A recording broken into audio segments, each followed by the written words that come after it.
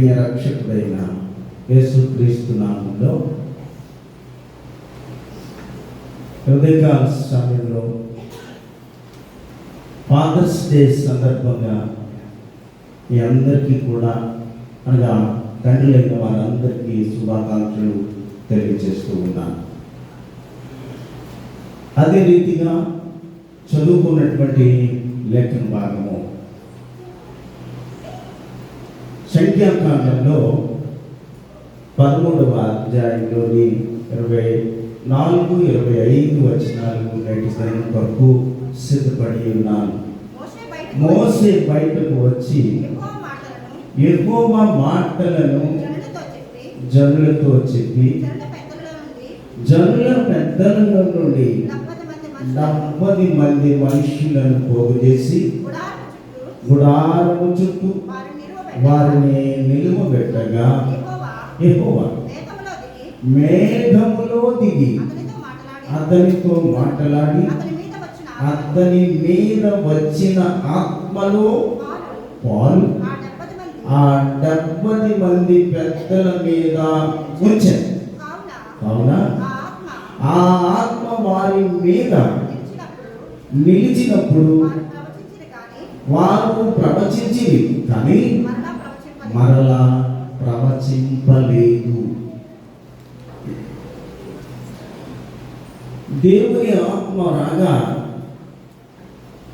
ఇశ్రాయేలీయుల ప్రజలలో కొందరు 70 మంది పెద్దలు ప్రవచనములు చెప్పి తర్వాత మరెవరు కూడా ప్రవచనములు చెప్పలేదనేటువంటి సత్యాన్ని వాక్యంలో బయలుపరచబడి ఉన్నారు.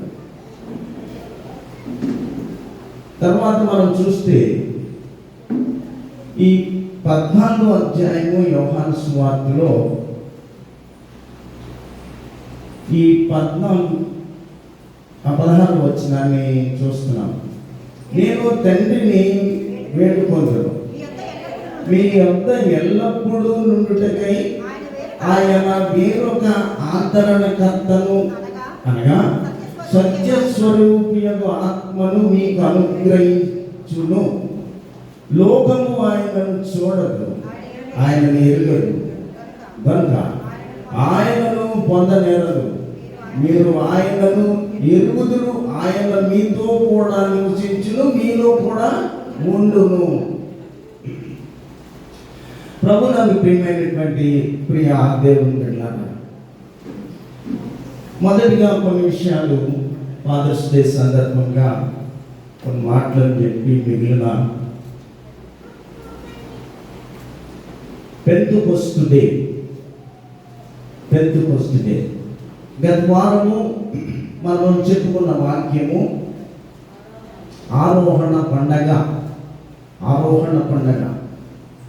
ఈ దినము పెంతెకోస్తు పండగ అనగా ఇది ఈ వారం కాదు, గత వారమే మనం చెప్పుకోవాలి. పెంతెకోస్తు పండగ అంటే గత వారమే మనం చెప్పుకోవాలి. ప్రభువునందు ప్రియమైనటువంటి ప్రియ దేవుని బిడ్డలారా, ఈ ఫాదర్స్ డేకి మూల కారణము సోనారా స్మార్ట్స్ అనేటువంటి అమ్మాయి ఈ ఫాదర్స్ డే తెచ్చింది. సోనారా స్మార్ట్స్ అమెరికా దేశంలో విలియం స్మార్ట్స్ అనేటువంటి ఒక పెద్ద ఆయన ఈ యొక్క అమెరికా యుద్ధ సైనికుడిగా ఉండేవాడు. యుద్ధ సైనికుడిగా ఉంటే ఆయనకి 6 సంతానం, 6 పిల్లలు. యుద్ధ సైనికుడిగా ఉన్నప్పుడు ఆయన యుద్ధంలో ఉండగా ఆయన భార్య ప్రసవిస్తూ ఉన్నప్పుడు ఆమె మరణించిన తర్వాత ఈ వర్తమానము ఆయనకు తెలిసి ఆ యుద్ధంలో పర్మిషన్ అడిగి ఇంటికి వచ్చి ఏడ్చాడు, కన్నీటి పెట్టుకున్నాడు. 1910లో జరిగినటువంటి సంఘటన ఇది. ఎన్నో కన్నీళ్లు కార్చాను. జూన్ 19వ తారీఖున, జూన్ నెలలో 3వ వారం ఇది. ఏడుస్తూ ఉన్న సమయంలో విలియం స్మార్ట్ ఎంతో బాధపడ్డాడు. ఈ పిల్లల్ని ఎలా పెంచాలి, ఈ పిల్లల్ని ఏ రీతిగా నేను పెంచాలి అనేటువంటి ఆలోచన. అంతే కదా, ఒకరు ఇద్దరు ఉంటేనే పెంచలేకపోతున్నాం. అప్పుడు ఉంటేనే కష్టమైపోతుంది. అలా 7 పిల్లల్ని 6 పిల్లల్ని పెంచాలంటే కష్టమే కదా. ఈ 7 పిల్లల్ని ఎంతో శ్రమపడి 6 ఎంతో ఉన్నతమైన స్థాయిలోకి పెంచారు. 1910లో ఇది జరిగినటువంటి సంఘటన అయితే 1966 వచ్చేసరికి ఈ అమ్మాయి చాలా పెద్ద అయింది. అమెరికా ప్రెసిడెంట్ గారికి లెటర్ పెట్టింది. అమెరికా ప్రెసిడెంట్ గారికి, మా నాన్న ఎంతో దేశానికి శ్రేష్టమైన సేవ చేశాడు, చాలా గొప్ప సేవ చేశాడు, సైనికుడిగా ఉన్నాడు. నా కుటుంబాన్ని యావత్తు కూడా సైనిక సేవలోనే దారపోశారు. నా తండ్రి ఎంతో శ్రమపడి మమ్మల్ని పెంచి పెద్దోళ్ళు చేశారు. కాబట్టి ప్రపంచం అంతటా కూడా ఫాదర్స్ డే చేయాలని నేను తీర్మానం చేసుకున్నానని అమెరికా ప్రెసిడెంట్కి ఒక వర్తమానం పంపించింది. వెంటనే ఆయన స్పందించి జూన్ 19వ తేదీన ఆయన ప్రపంచానికి ఒక లేఖ పంపించారు. అందుకని ఎంతో ఉన్నతమైనటువంటి స్థితిలో పిల్లలను పెంచారు. ఆ కష్టానికి ప్రతిగా ఈ ఫాదర్స్ డేని తన చిన్న కూతురు, తల్లి చనిపోయినప్పుడు పుట్టిన పిల్ల ఎంతో వేడుకుంది, ప్రార్థన చేసింది. ఆ తండ్రికి ప్రతిగా ప్రపంచమంతటా ఫాదర్స్ డే జరుపుకుంటూ ఉన్నారనే సత్యాన్ని నేను క్లుప్తంగా తెలియజేస్తున్నాను. అంతేకాదు, గతంలో నేను చెప్పినట్లుగా మొదట మనకి పరలోకపు తండ్రి ఉండాలి. అంతేకాదు, మొదట నేను చెప్పినట్లుగా పరలోకపు తండ్రి ఉండాలి. రెండవది నేను చెప్పినట్లుగా భూలోకపు తండ్రి ఉండాలి. మూడవదిగా ఆత్మీయ తండ్రి కూడా మనకు ఉండాలి. పరలోకపు తండ్రి నిత్యత్వంలో నీకు స్వరాజ్యాన్ని ఇవ్వడానికి ఈ లోకంలో ఎంతకాలం జీవించినా పరలోకములో ఒక స్థిరమైనటువంటి పరలోక రాజ్యంలో స్థానాన్ని నీకు కల్పించడానికి పరలోకపు తండ్రి మనకు అవసరం. ఈ లోకపు తండ్రి కూడా మనకు అవసరమే కదా. ఇలాంటి తండ్రులు జాలి కలిగి ఉండాలి, ప్రేమ కలిగి ఉండాలి, క్షమాపణ కలిగి ఉండాలి, పోషించే తండ్రిగా ఉండాలి, ఇక అక్కర్లను తీర్చేటటువంటి తండ్రిగా ఉండాలి, తప్పు చేసినప్పుడు గద్దించే తండ్రిగా ఉండాలి. ఇది ఈ లోకపు తండ్రి పాత్ర. ఈ లోకపు తండ్రి పాత్ర. ఒకటి పరలోకపు తండ్రి, ఆయన పరలోకాన్ని ఇస్తాడు. భూలోకపు తండ్రి క్షమ కలిగి ఉండాలి, జాలి కలిగి ఉండాలి, ప్రేమ కలిగి ఉండాలి, పోషించేవాడిగా ఉండాలి, పిల్లలను దగ్గరకు తీర్చుకొని ప్రేమించేవాడిగా ఉండాలి. అంతేకాదు కానీ తప్పు చేసినప్పుడు పిల్లలు గద్దించే తండ్రిగా ఉండాలి. ఈ సంగతులు గతంలో కూడా నేను తెలియజేసి ఉన్నాను. ఈ దినము దేవుని వాక్యంలో కొన్ని ప్రాముఖ్యమైనటువంటి విషయంలో, అందుకే ఫాదర్స్ డే సందర్భంగా తండ్రి అయిన వారికి శుభములు తెలియజేస్తూ ఈ మాటలు ముగిస్తాము. మెసేజ్లోకి వెళ్దాం.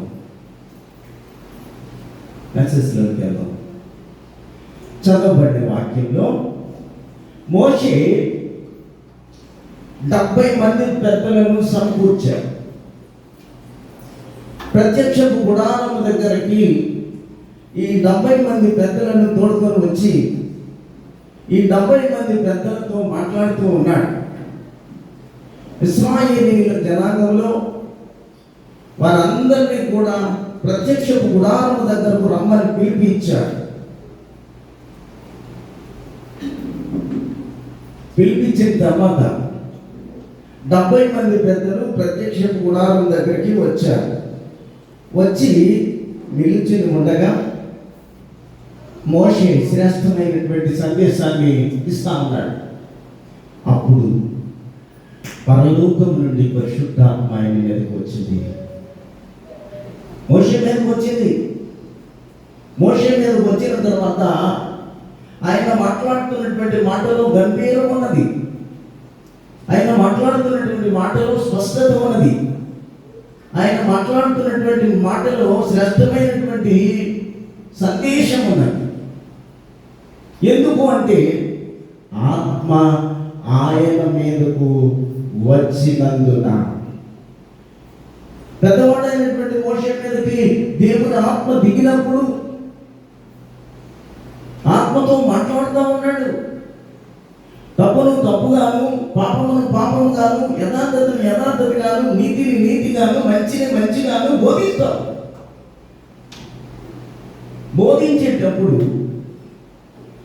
వెంటనే ఆయన మీదకు వచ్చినటువంటి ఆత్మ 70 మంది మీద కూడా వచ్చింది. అంటే పాలు అనే మాటను ఉపయోగించారు. అక్కడ 25లో మనం చదివితే, యెహోవా మేఘంలో దిగి అతనితో మాట్లాడి అతని మీద వచ్చిన ఆత్మలో పాలు ఆ 70 మంది పెద్దల మీద ఉంచెను. చూసారా? ఎందుకు? వారు కూడా యథార్థంగా వింటున్నారు. మోషే చెప్పినటువంటి ప్రతి మాటను వారు హృదయపూర్వకంగా అంగీకరిస్తున్నారు. ఇది దేవుని మాట కనుక, ఇది దేవుని వాక్యం కనుక మోషే ఆత్మతో ప్రేరేపణ కలిగి పౌరుషం కలిగి మన కొరకు బోధిస్తున్నాడు కాబట్టి వింటున్నాడు. అందులో సగ భాగము పాలు, సగ భాగము వారి మీదకు వచ్చింది. వారు కూడా ఆత్మపూర్ణులయ్యారు. అంతే కదా? ఎవరో 4-5 ఆత్మచేత ప్రార్థన చేసుకుంటే ఆ చుట్టుపక్కల ఉన్న వాళ్ళు కూడా ఆత్మ ప్రేరణ వస్తారు. 4-5 ఏదో రకంగా మాట్లాడుతూ ఉంటే ఆ మిగిలిన కూడా అలాగే మాట్లాడతారు. కానీ దేవుని యొక్క ఆత్మ పొందుకోలేము. దేవుని యొక్క ఆత్మను పొందాలి అంటే మీలో కొంత పవిత్రత ఉండాలి, యథార్థత ఉండాలి, సత్యం ఉండాలి, నిత్యం ఉండాలి. మీ యొక్క ప్రవర్తన అంతా కూడా క్రియలో కానీ, మాటల్లో కానీ, ప్రవర్తనలో కానీ శ్రేష్టత ఉండాలి. మోషే అలా ఉన్నాడు కాబట్టి ఆ పిలువబడిన 70 మంది మీదకి దేవుని ఆత్మ వచ్చింది. వచ్చిన తర్వాత అక్కడ రాయబడినటువంటి మాట ఏంటి అంటే చెప్పరుచ్చేది.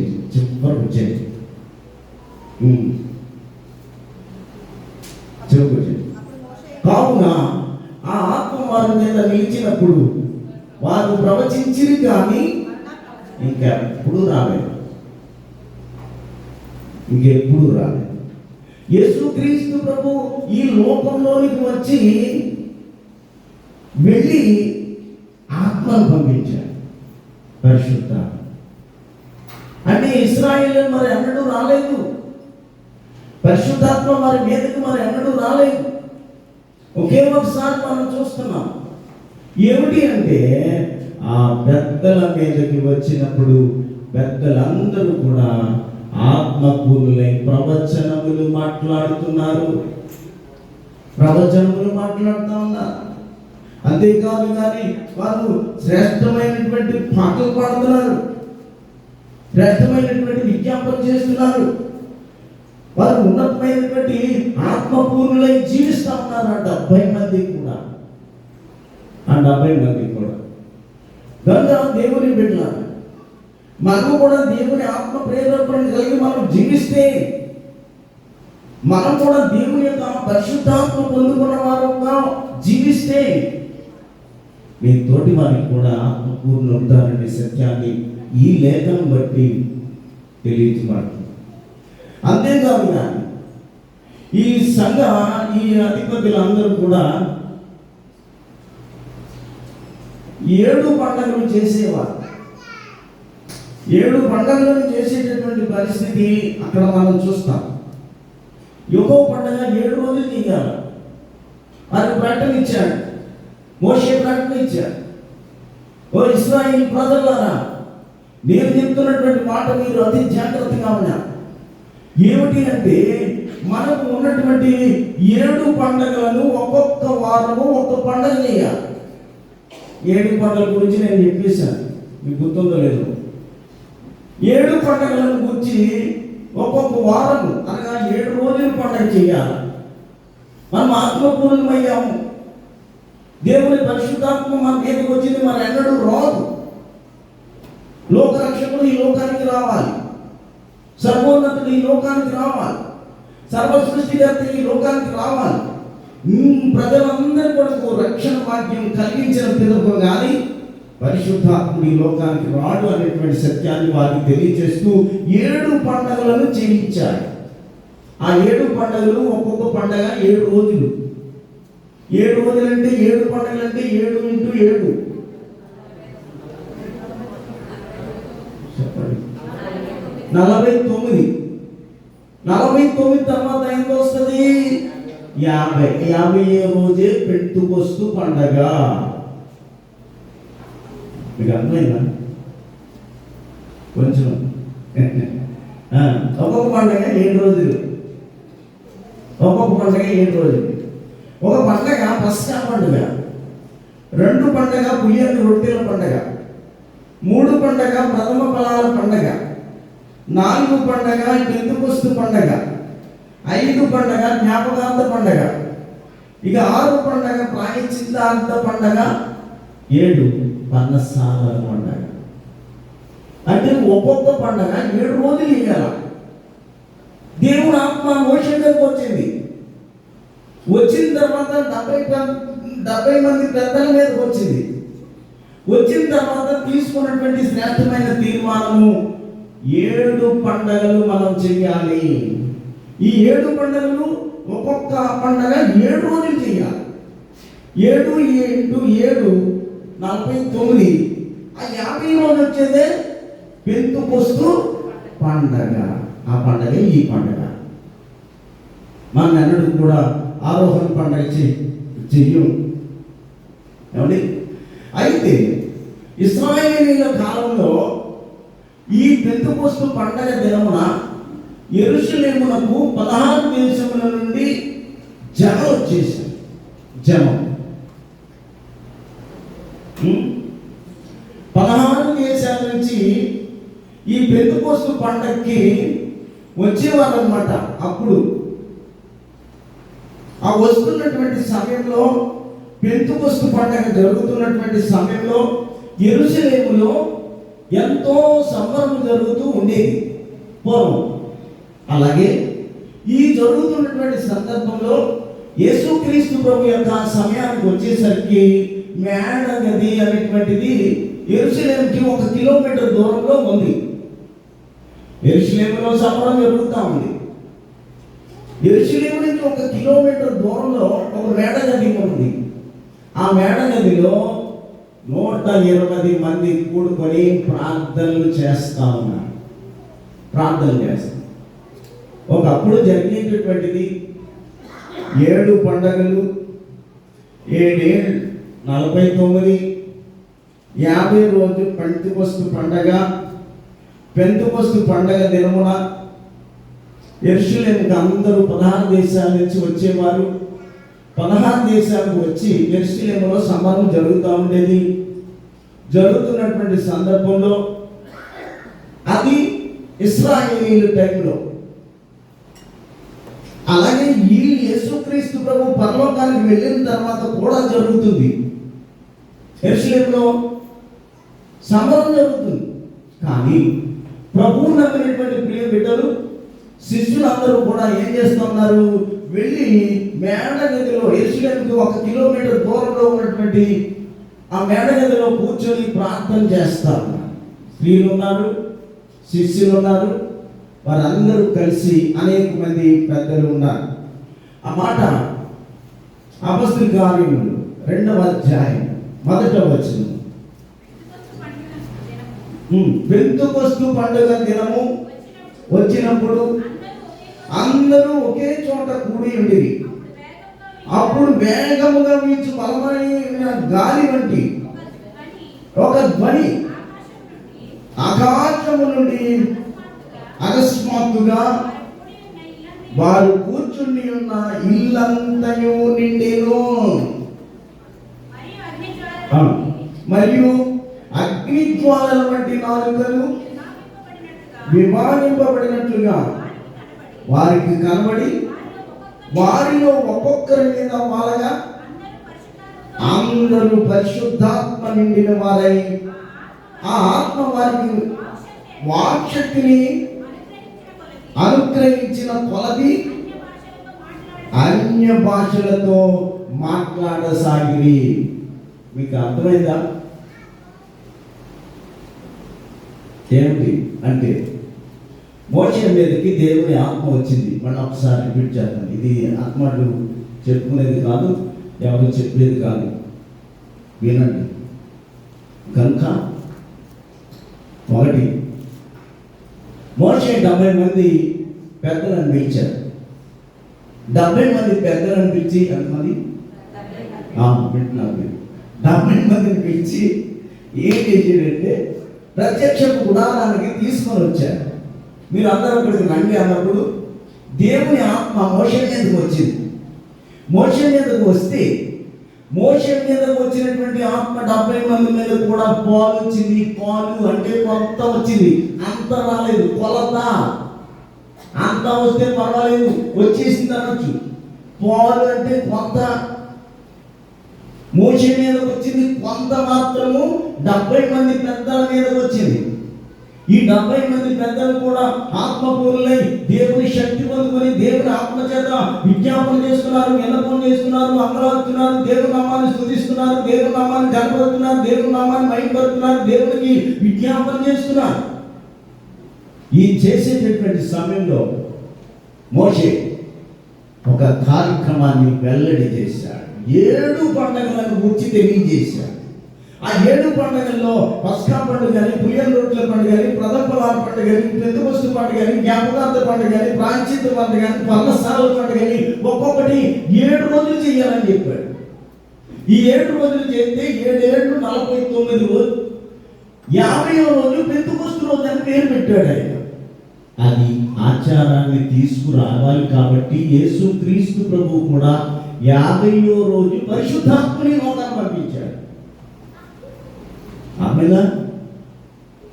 పరిశుద్ధాత్మని లోకాన్ని పంపించాడు. పరిశుద్ధాత్మ అంటే ఆదరణకర్తను సత్య స్వరూపి అయినటువంటి పరిశుద్ధాత్మని లోకానికి పంపించినటువంటి రోజే ఈ రోజు. ఇలా పెంతెకొస్తు రోజు జరుగుతున్నప్పుడు 16 దేశాల వారు యెరూషలేము వచ్చేవారు. యెరూషలేము వచ్చి ఎంతో హడావుడి చేసేటటువంటి హడావుడికి వేల కొలది జనం ఉన్నారు. అక్కడ వేల కొలది జనము సంబరాలు చేస్తున్నారు, ఇష్టానుసారమైనటువంటి యెరూషలేములో హడావుడి చేస్తున్నారు. కానీ యెరూషలేముకి 1 కిలోమీటర్ దూరంలో 120 మంది ప్రార్థన చేస్తారు. ఆ ప్రాంతం ఉన్న వాడి మీదకి వచ్చిందా పరిశుద్ధాత్మ? సంబరాలు చేస్తున్న వారి మీదకి వచ్చిందా? చూసారా? వేల మంది వచ్చారు జనం. యెరూషలేములోకి వచ్చి సంబరాలు, ఇష్టానుసారమైనటువంటి సంబరములు చేస్తున్నారు, ఉజ్జీవంతో ఎగురుతున్నారు. కానీ పరిశుద్ధాత్ముడు వారి మీదకి రాలేదు. ఏకాంతముగా కూడుకొని దేవుని నామాన్ని స్తుతిస్తూ రోదన ప్రార్థన చేస్తున్నారు, కన్నీటి ప్రార్థన చేస్తున్నారు, ఉపవాస ప్రార్థన చేస్తున్నారు, మంగళార ప్రార్థన చేస్తున్నారు, ఆసక్తి ప్రార్థన చేస్తున్నారు, అత్యాసక్తి ప్రార్థన చేసే వాళ్ళ మీదకే దేవుడు ఆత్మను పంపించాడు. ఇందే ప్రసంగం. దీన్ని బట్టి మీకు ఏమర్థమైంది? ఒక్కడైనా కానీ ప్రార్థన చేస్తే దేవుని ఆత్మ వస్తుంది. ఒక్కడైనా హృదయపూర్వకంగా నువ్వు ప్రార్థన చేసినప్పుడు, హృదయపూర్వకంగా విజ్ఞాపన చేసినప్పుడు, హృదయపూర్వకంగా అంగలార్చినప్పుడు, హృదయపూర్వకంగా ఆసక్తితో అత్యాసక్తితో ప్రార్థన చేసినప్పుడు దేవుని యొక్క ఆత్మ నీ మీదకు వచ్చి నీ కార్యాలు జరిపిస్తాడని ఈ సందేశం యొక్క సారాంశం. ఈ సందేశం యొక్క సారాంశం. జరగదు, ఈ కార్యం జరగదు అనుకుంటాం, అవధి పని అవ్వదు అనుకుంటాం. ఏకాంత ప్రార్థనలు చేసినప్పుడు ఆ ప్రార్థనలో దేవుడు ఉంటాడని నేను గ్రహించాను. నీ ప్రార్థన తప్పు వింటాడు, దేవుడు వింటాడు. అందుకనే దేవుని యొక్క ఒకసారి చూడండి, కూర వండిన తర్వాత అన్నం వడ్డించిందమ్మా, అన్నం వడ్డించేసిందమ్మా. వడ్డించేసిన తర్వాత కొంచెం తక్కువ ఉంది. ఏంటి? ఉప్పు కొద్దిగా తక్కువ ఉంది. అప్పుడు అమ్మనే ఉంటాం మనం, అమ్మా అమ్మా ఎంత చక్కగా వెళ్తుందో, కూరలో ఉప్పు తక్కువ ఉందమ్మా, ఉప్పు తక్కువ అంటాం. వెంటనే అమ్మాయి అవునా అవులేదండి కొంచెం ఉప్పు చెప్పే విధానం ఎలా ఉంది? చక్కగా ఉంది. దాన్ని ఎలా తీసుకున్నాడు కొడుకు? చాలా చక్కగా తీసుకున్నాడు. ఎలా తీసుకున్న కూతురు? చాలా చక్కగా తీసుకుంది. అమ్మా అమ్మా ఏంటి ఎలా ఉందో కూర? కూరలో ఉప్పు తక్కువ ఉంది, ఎలాగైనా అలాగా అని అన్నదనుకో, కూతురు అయినా కానీ తల్లి ఏం చేస్తుంది? వెంటనే కోపం వచ్చేది. కానీ కుమార్తె అడిగిన రీతిని బట్టి, కూతురు అడిగిన దాన్ని బట్టి, కొడుకు అడిగిన దాన్ని బట్టి తల్లి స్పందిస్తుంది. స్పందించి అలాగా నైనా, అలాగా అమ్మా కొట్టేస్తానులే. భర్త ఉన్నాడు అనుకోండి, భార్య 20 ఏళ్ళు అయింది పెళ్ళి, చూసారా? భార్యని అంటాడు 30 ఏళ్ళు అయింది పెళ్ళి, ఉప్పేతం రాలేదు నీకు, ఉప్పేతం రాలేదు. ఉప్పులో కూరలో ఉప్పేతం అవసరమో? ఉప్పేతం రాలేదు నీకు, 20 ఏళ్ళు అయింది పెళ్ళి, ఇంకెప్పుడు నేర్చుకుంటావు? ఇంత కోపం ఇంకెక్కడ చూడలేదు. భార్య చూపించే అదే అమ్మగారి దగ్గరికి వెళ్ళేసరికి ఎంత చక్కగా మాట్లాడు. ఏది ఏమైనా ఒక కూరలో ఉప్పు తక్కువైనట్లు నీలో నాలో పరిశుద్ధాత్మ తక్కువైతే శోధనే ఉంటుంది సుమా, శోధనే ఉంటుంది. ఆ పరిశుద్ధాత్మ కొరకే మనం ప్రార్థన చేయాలా. ప్రభువా నా ప్రార్థన అంగీకరించు, నా రోదన ప్రార్థన, కన్నీటి ప్రార్థన, ఉపవాస ప్రార్థన, అంగలాల ప్రార్థన, ఆసక్తి ప్రార్థన, అత్యాశక్తి ప్రార్థన నా అంగీకరించి నన్ను కనికరించి ప్రభు అని ప్రార్థన చేసినప్పుడు పూర్వం ఉప్పెంత ప్రాముఖ్యమో పరిశుద్ధాత్ముడు నీ జీవితంలో కూడా వస్తాడనే సత్యాన్ని నువ్వు గ్రహించాలి. పరిశుద్ధాత్ముడు. అందుకనే శిష్యులందరూ కూడా ఆ మేడగదిలో కూర్చొని ప్రార్థన చేస్తున్నారు. ఆ స్త్రీలందరూ కూడా మేడగదిలో కూర్చొని ప్రార్థన చేస్తారు. ఈ ప్రార్థన 120 మంది మీదకి పరిశుద్ధాత్ముడు వచ్చాడు. కానీ వేల కొలది ఉన్నటువంటి ఆ యెరూషలేము ప్రజలు సంబరాలు చేసుకున్నటువంటి ప్రజల మీదకి ఈ పెంతెకొస్తు దినమున రాలేదు అనేటువంటి సత్యాన్ని వాక్యంలో మనం చూస్తున్నాము. అంటే అపొస్తలుల కార్యములు 5వ అధ్యాయము 32వ వచనంలో దేవుడు తనకు విధేయులైన వారికి అనుగ్రహించిన పరిశుద్ధాత్మయు ఈ సంగతులకు సాక్ష్యమై ఉన్నామని చెప్పిరి. వాళ్ళు వచ్చారు, వచ్చి మహాధ్వని, అగ్ని జ్వాలలు, మహాధ్వని, విపరీతమైనటువంటి గాలి, పరిశుద్ధాత్ముడు గాలిలో మమేకమై ఆ 120 మంది మీదకి వచ్చినప్పుడే సంఘ స్థాపన జరిగింది. ఈ సంఘానికి ప్రారంభము అప్పుడే. తొలి సంఘము జరిగినటువంటి సంఘటన అది. ఎందుకు? మహాత్మను వచ్చింది, మహాకాలం వచ్చింది, మేఘం వచ్చింది, ఆ 120 మందిని కప్పుకొన్నది. పరిశుద్ధులు ఎక్కడుంటారో అక్కడ పరమాత్ముడు, అక్కడ పరిశుద్ధాత్మ ఉంటుంది అనేటువంటి సత్యాన్ని తెలియజేస్తారు. పరిశుద్ధాత్మ నీలో ఉంటుంది, నీ కొరకు ఉంటుంది, నిన్ను నడిపిస్తుంది, నిన్ను శాసిస్తుంది, నిన్ను ఎంతగానో ఉజ్జీవింపజేస్తాడు పరిశుద్ధాత్ముడు. ఈ సత్యాన్ని మనం తెలుసుకోవాలనేటువంటి సత్యం తెలియజేస్తా ఉన్నాను. చూడండి, అది 10:42 అదే అపొస్తలుల కార్యాలే పరిశుద్ధాత్మ కార్యాలు అంటారు. అందుకే దీన్ని పరిశుద్ధాత్మ కార్యం. పేతురు ఈ మాటలు ఇంకా చెబుతుండగా అతని బోధ విన్న వారందరికీ పరిశుద్ధాత్మ దిగెను. 70 మంది మీద వచ్చింది కానీ మరి అన్నట్టు మళ్ళీ రాలేదు. ఎందుకు? ప్రభు వెళ్ళాలి, మళ్ళీ పంపించాలి. ఆధారం పంపించిన తర్వాత నీ మీదకి నా మీదకి వస్తాడు అనేటువంటి సత్యాన్ని ఈ 7 వారాల పండగ తర్వాత జరిగేదే పెంతెకొస్తు పండగ అనేటువంటి సత్యాన్ని వాక్యం ద్వారా ఒకవేళ వస్తే ఏం జరుగుతుంది అనేటువంటి సత్యం యోవేలు గ్రంథము పాత నిబంధనలో యోవేలు గ్రంథము చూడండి 2వ అధ్యాయం 28వ వచనం. తర్వాత వస్తే పరిశుద్ధాత్ముడు వస్తే జరిగే కార్యాలు ఏంటి? తర్వాత నేను సర్వజనుల మీద నా ఆత్మను కుమ్మరించును, మీ కుమారులను మీ కుమార్తెలను ప్రవచించుదురు, మీ ముసలివారు కలలు పొందురు, మీ యవ్వనులు దర్శనాలు పొందుకుంటారు. 29 ఆ దినములలో నేను పనివారి మీదను పనికత్తెల మీదను నా ఆత్మను కుమ్మరించును. చూసారా? వస్తే అది మనకి తెలిసిపోతూ ఉంటుంది.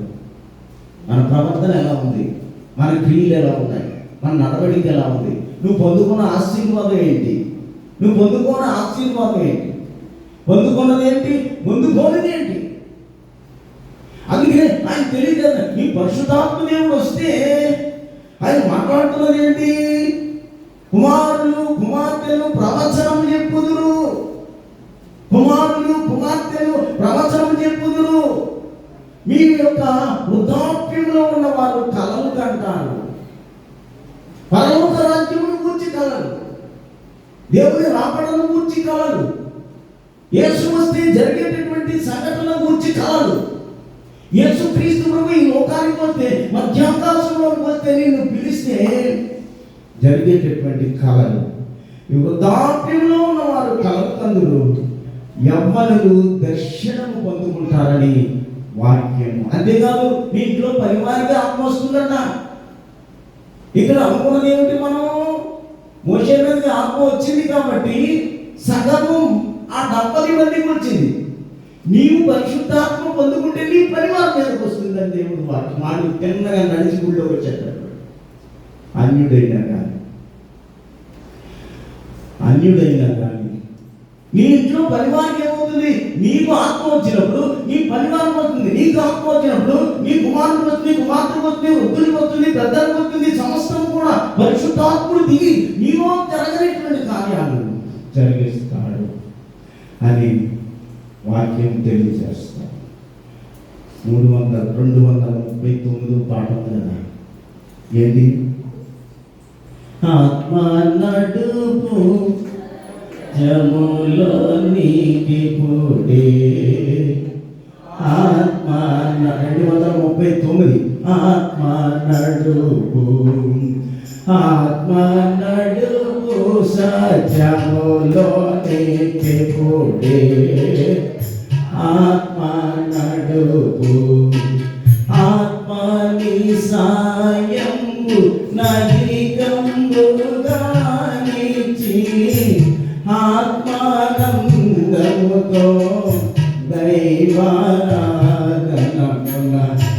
ఆత్మ నడుపు సత్యములో నీకి పుడే, ఆత్మ నడుపు.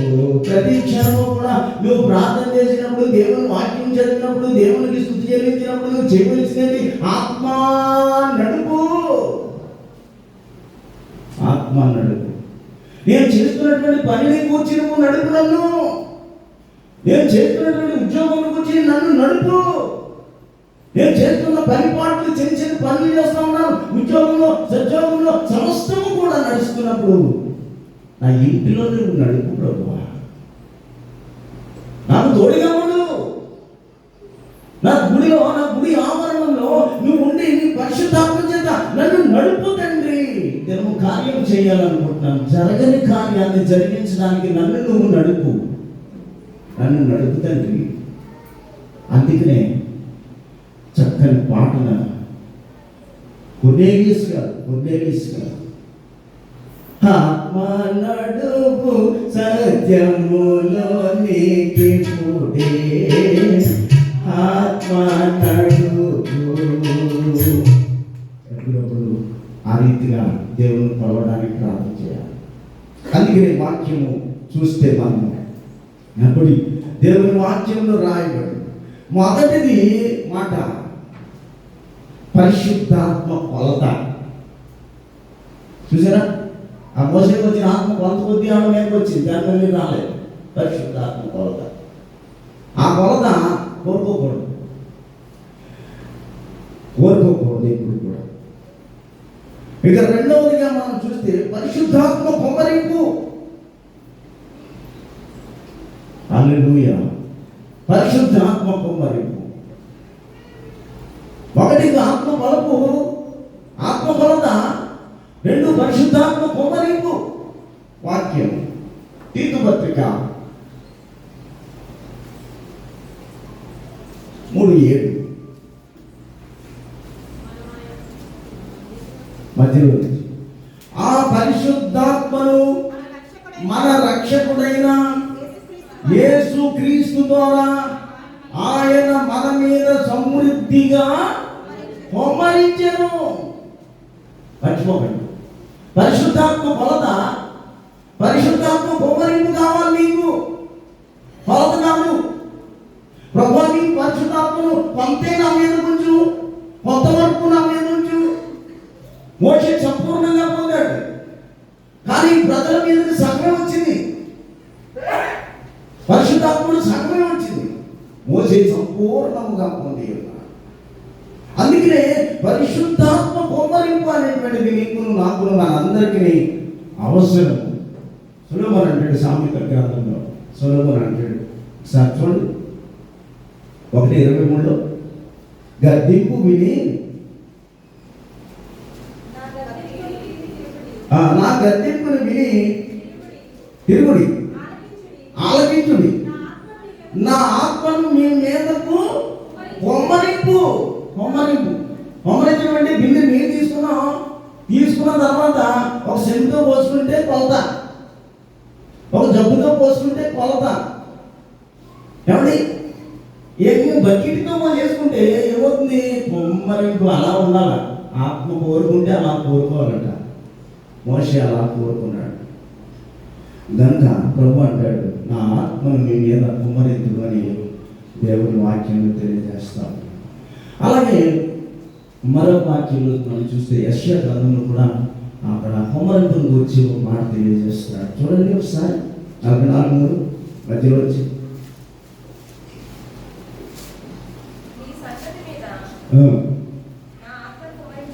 నా ఆత్మను కుమ్మరించి, మీ సంతతి మీద నా ఆత్మను కుమ్మరించెదను, నీకు పుట్టిన వారిని నేను ఆశీర్వదించదు అని వాక్యం తెలియజేస్తా ఉంది.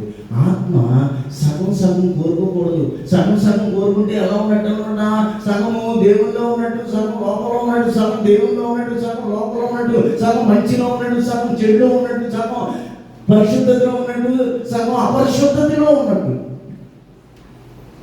ఆ ప్రజల గురించి మోషే మోకరించి ప్రార్థన చేశాడు.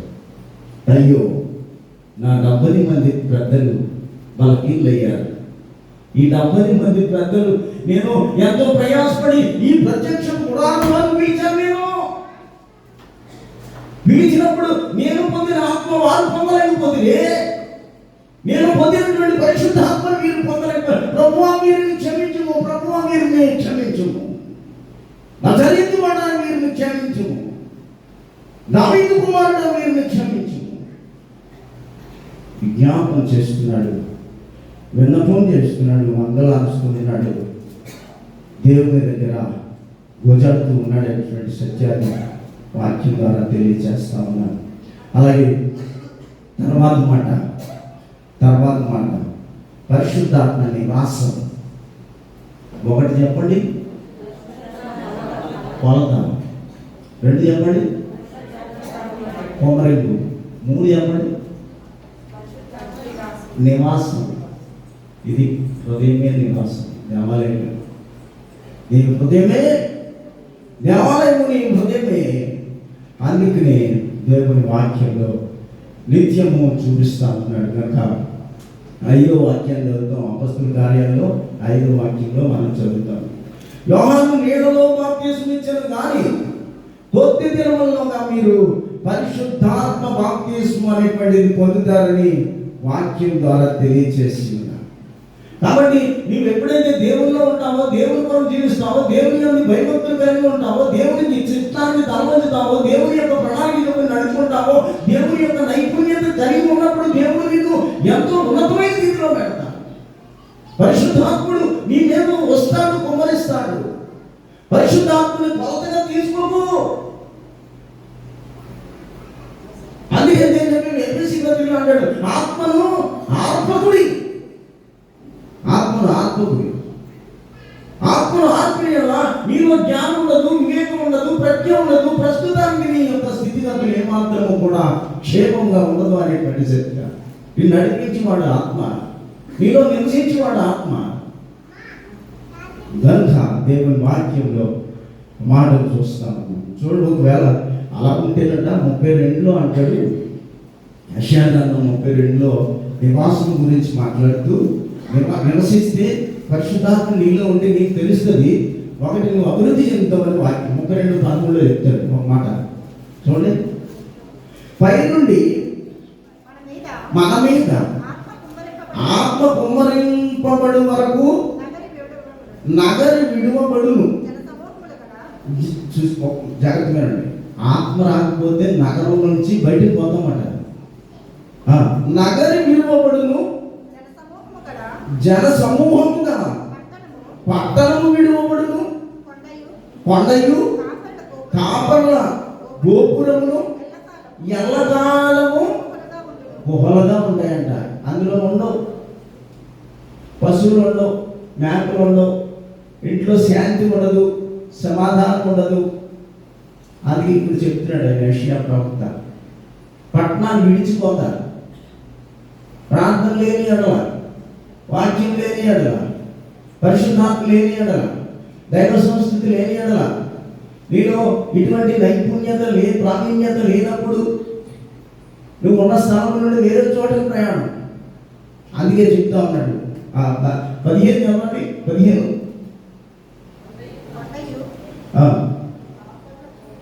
అడవి గాడిదలకు ఇష్టమై చోట్లుగాను పరిశుద్ధాత్మ ఉంటే, పరిశుద్ధాత్మ నీలో ఉంటే నివాసంగా మారుతావు. నివాసము ఏమన్నది? అడవి గాడిదలకు ఇష్టమైన చోటుగాను, మందలు వేయు భూమిగాను ఉండును. అరణ్యము ఫలభరితమైన భూమిగాను, ఫలభరితమైన భూమి వృక్షవనముగా ఉంటుంది. అక్కడేమో ఉండని చెప్పాడు, ఇక్కడేమో ఉండేది చెప్పాడు. పరిశుద్ధాత్ముడు ఉంటే, ఆత్మ ఉంటే ఎలా ఉంటామో, ఆత్మ లేకపోతే ఎలా ఉంటామో నీకు తెలిసిపోతూ ఉంటుంది. నీకున్న ఒక్కొక్క స్థితి పడిపోతున్నప్పుడు ఏమవుతుంది? పరిశుద్ధాత్మ నన్ను వదిలేశాడు. నువ్వు జారిపోతున్నప్పుడు, పడిపోతున్నప్పుడు, స్థితిగతులు తారుమారవుతున్నప్పుడు, బాహ్యం గోపురం వల్ల తారుమారవుతున్నప్పుడు ఏమవుతుందంటే పరిశుద్ధాత్మ దేవుడు నా నుండి తొలగిపోయాడు. కనుకనే ఒకవేళ పరిశుద్ధాత్ముడు ఉంటే ఏం జరుగుతుందంటే అడవి గాడిదలకు ఇష్టమైన భూమిగా, మందలు వేయు భూమిగాను, మేయు భూమిగాను, అరణ్యము ఫలభరిత భూమిగాను, ఫలభరితమైన వృక్షములు, వృక్షముల వనంగా మారిపోతారు పరిశుద్ధాత్మ. అందుకే ఈ దినము పరిశుద్ధాత్మ, ఈ దినము పెంతెకొస్తు పండగ దినము. లాస్ట్ వీక్ ఏమో ఆరోహణ దినము పండగ. ఈ వారము, ఈ 2 వారం ముందుకు వెళ్ళాలి మనం అసలు.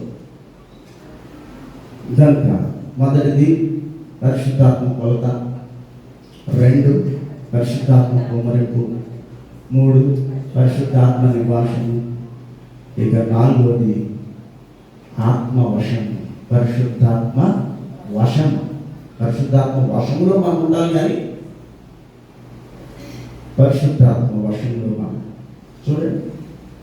ప్రకటన గ్రంథం ముగిద్దాం 9 నిమిషాలు 1:10.